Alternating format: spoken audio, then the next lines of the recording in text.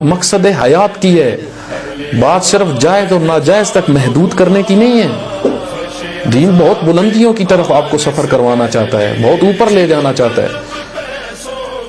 البتہ فقہی معاملات کی رعایت اپنی جگہ ہے، لیکن اس سے بہت اوپر کا دین آپ کو سفر کروانا چاہتا ہے۔ احکام ایک چیز ہے، اسرار دوسری چیز ہے، آداب تیسری چیز ہے۔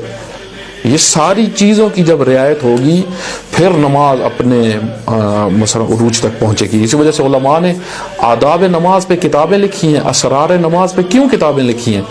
تاکہ نماز کامل ہو، معراج تک مومن کو پہنچائے۔ صرف فقہی احکام سے نماز معراج تک نہیں پہنچتی۔ ہم نے کربلا کے پیغام کے ذریعے سے لوگوں کو معراج کا سفر کروانا ہے، لیکن اگر خدا نخواستہ اس کو لوگ تجارت بنا لیں تو پھر وہ معراج کا سفر نہیں ہوگا۔ کربلا انسان کو معراج پہ لے جانا چاہتی ہے۔ سید الشہداء کے ذکر میں برکت ہے، تو اس وجہ سے اگر یہ تحریک چلائی گئی کہ یہ تاجران خون حسین ہیں، تو یہ ایک بڑی تعداد جو دین فروش ہوئی بنی، جنہوں نے آپ مثلا کہتے ہیں کہ 5-6 لوگ ہیں جو اس ٹائم غلو پھیلا رہے ہیں۔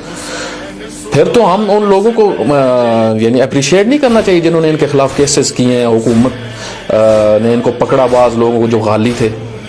کیوں یہ کیسز مومنین نے کروایا؟ کیونکہ مومنین مجبور ہو چکے تھے کہ غلو عام ہو چکا ہے سوسائٹی کے اندر، شرک بہت زیادہ ہو چکا ہے، اور ایک بڑی تعداد ہماری اس ٹائم جو ہے وہ اعتقادی لحاظ سے مسحری ہو چکی ہے۔ کیا یہ چھوٹا مسئلہ ہے؟ اور اس کی بنیاد میں جو اس کی اساس ہے وہ تجارت ہے۔ دین کو جب تجارت بنایا، تجارت کے عنوان سے جب دین کو پیش انسان کرنا شروع کرتا ہے تو پھر یہ تباہی ہوتی ہے۔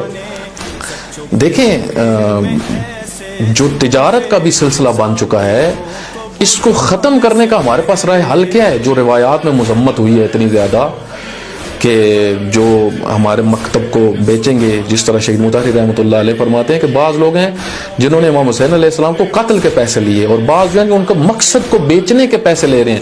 یہ جو آج غالی ہیں، یہ جو نماز کی توہین کر رہے ہیں، یہ 6 نہیں ہیں، 7 نہیں ہیں، یہ ایک بڑی تعداد ہے، اور کافی عرصے سے یہ کام ہو رہا ہے، اور ابھی تو اس میں سلسلہ بڑھ گیا ہے۔ ابھی تو باقاعدہ MI6 کے ڈالرز کا اثر نظر آ رہا ہے کہ وہ ایک بڑی تعداد لے رہی ہے، اور باقاعدہ وہ جاتے ہیں وہاں پہ اور پلان کر کے آتے ہیں۔ تو یہ کسی سے چھپی ہوئی باتیں نہیں ہیں۔ اور آخری مطلب میں جو عرض کرنا چاہتا ہوں یہ کہ اگر کوئی ان کے خلاف اصلاحی قدم اٹھاتا ہے تو یہ فتنہ نہیں ہے، یہ فتنہ نہیں ہے۔ فتنہ اس کو نہیں کہا جا سکتا۔ امام حسین علیہ السلام کو کیوں فتنہ کہا گیا؟ کیونکہ امام نے جب اصلاح کرنا شروع کی معاشرے کی، تو حکومت نے جو پروپیگنڈا امام حسین علیہ السلام کے ظالم حکومت نے جو پروپیگنڈا کیا تھا وہ یہ کہ یہ فتنہ ہے۔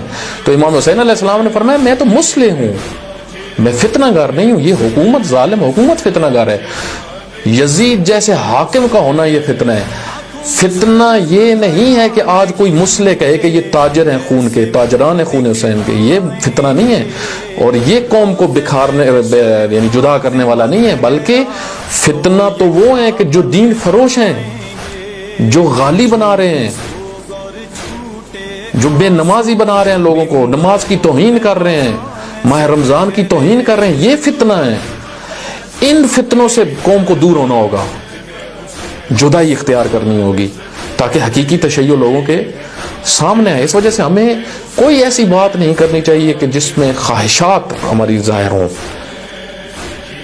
اور ذمہ دار لوگ جو بعض کا غیر ذمہ داریوں سے بات کرتے ہیں تو اس سے گراؤنڈ فراہم ہوتا ہے۔ مثلا یہ کہنا کہ ان کو تاجران خون حسین مت کہو، وہ لوگ جو ہیں واقعا تاجران خون حسین، اگر ان کو ہم یہ مثلا ان کی حوصلہ شکنی ہوئی ہے اس بات سے، ان کو تکلیف ہوئی جب انہوں نے یہ سنا، کوئی ہیں جو آج ہمیں روکنے والے ہیں، کوئی ہیں جو ہمارے لیے رکاوٹ پیدا کر رہے ہیں، کوئی ہیں جو لوگوں کو بیدار کر رہے ہیں، تو جب ان کو تکلیف ہوئی تو اب ان کے اوپر مرہم رکھنے والے کام ہے یہ کہ مثلا کہنا کہ ان کو تاجران خون حسین نہ کہو، یہ مخلص لوگ ہیں، صرف جو ہے احمق ہیں، بے وقوف ہیں، تھوڑا سا سمجھتے نہیں ہیں۔ ایسی بات نہیں ہے، ان میں ایک بڑی تعداد بڑے اچھے طریقے سے سمجھتی ہیں کہ وہ کیا کر رہے ہیں، بلکہ وہ تو ان کے بس میں نہیں ہے، یہ تو کسی کے کہنے پہ بھی بہت کچھ کر رہے ہیں۔ ایک بڑی تعداد اس ٹائم ہمارے منبر کے اوپر موجود ہے، اور یہ تو ایک عام شیعہ کو، ایک تھوڑے سے بصیرت رکھنے والے شیعہ کو بھی یہ بات پتہ ہے۔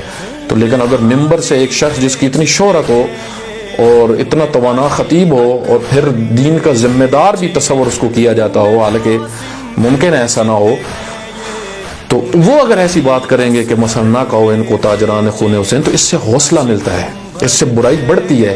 یہ در حقیقت آپ اس بات کہنے سے آپ کہیں غلو کو بڑھا رہے ہو معاشرے کے اندر، کیونکہ یہ تاجر غالی ہیں. غلو کو بڑھا رہے ہو آپ، بے نمازی کو بڑھانا چاہتے ہو آپ، بے دینی کو معاشرے میں مزید عام کروانا چاہتے ہو. یہ اس کا نتیجہ یہ ہے.